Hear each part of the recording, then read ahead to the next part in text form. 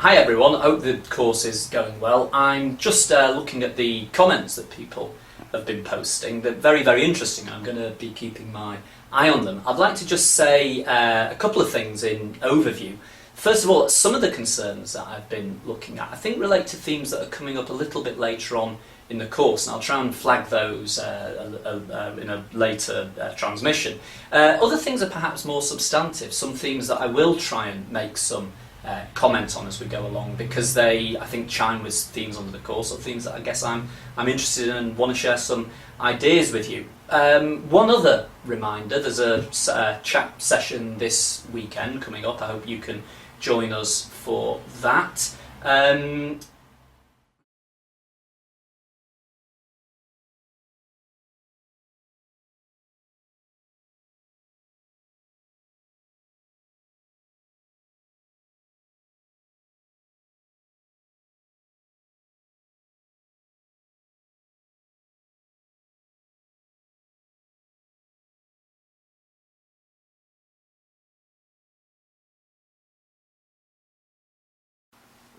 Hi, I'm just sat here reading some of the threads from the course, and I'm looking now at Bobo's posting that he put up a few hours ago, which quotes William Blackstone. I think the theme that he's dealing with here, and I'm summarising, it's worth reading in full, is a question I think that comes out of political philosophy. If I try and summarise what the argument is, I'm hoping you can follow me. What Bobo's using is a fragment from William Blackstone. As you know, William Blackstone is a commentator on the common law. And the issue raised is the extent to which one, in a sense, could refuse to be a member of society. I guess the issue is, if laws bind us all as members of society, can we think about how one could choose not to be a subject of law? Now, I said a moment ago, I think this is one of the classic themes of political philosophy.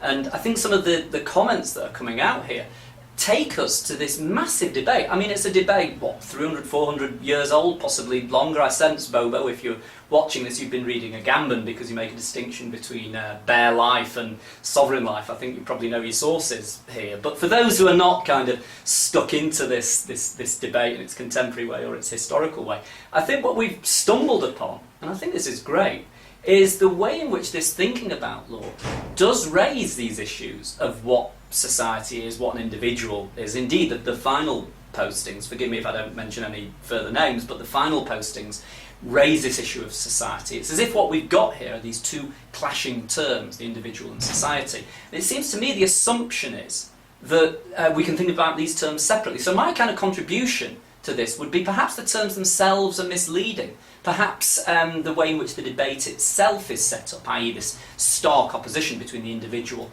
and society, perhaps that's potentially misleading. What if these aren't two separate terms? They're both different ways of thinking about the same thing, i.e. the fact that ourselves, our subjectivity, our sense as legal subjects or as social subjects, comes out of relationality. In other words, you can't think of an individual. The individual is, in a sense, always part of society. It may be that the way the debate has gone has simply misled us, but these strike me as really fundamental questions, and I'm enjoying reading them.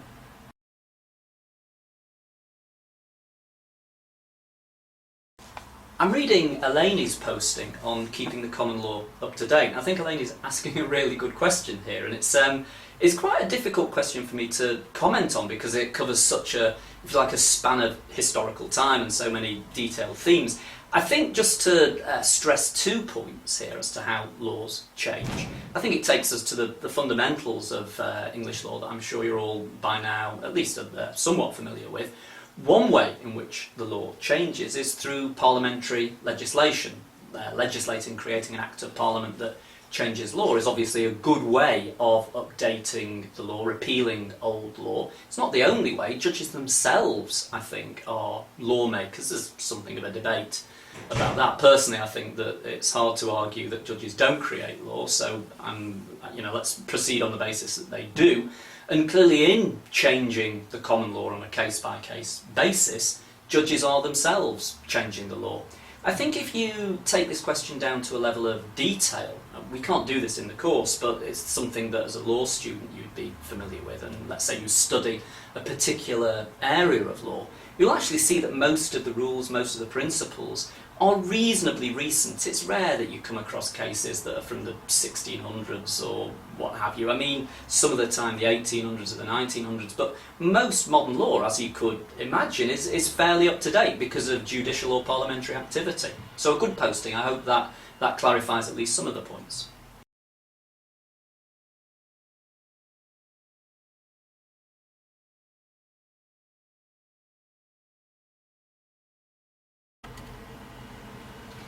I'm reading a number of threads on European law. Looks like there's quite a bit of interest on certain themes out there. Certainly, Vatsal Kishore has posted something interesting. There also seems to be a developing discussion between Robert Beautry, Stephen Cottinger, and Fiona Marlies around similar themes. We are going to talk about these in a little more depth later on in this course, but I think I just wanted to really pull out some themes from this very, very interesting discussion. It does obviously, and of course, and this is there in what people are saying, it raises issues about the Constitution, the nature of the Constitution. One of the comparisons that has caused comment online is a comparison, if you like, between the US Constitution and the English or the British Constitution. Let me just remind you of the fundamentals. I suppose one of the key points here is there's no single written constitution in the United Kingdom as there is in the United States. So we have to do constitutional law differently.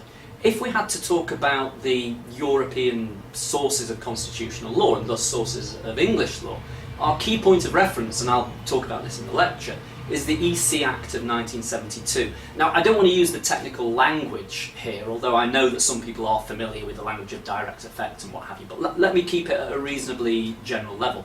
The idea is because Parliament has legislated in this area by virtue of the UK joining the EU, Parliament has created an act which allows what would otherwise be international law, i.e. binding the nation and not giving rise to rights that individuals could use in national courts.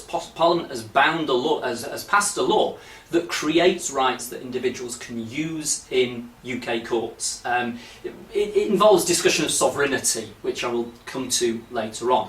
My fundamental point here is, and again it's a basic point, but it's a good point, explains more or less everything that we're concerned with here, is that EU law has effect in British law, in UK law, because Parliament has said so, because Parliament has passed an act saying that EU law creates rights in British courts.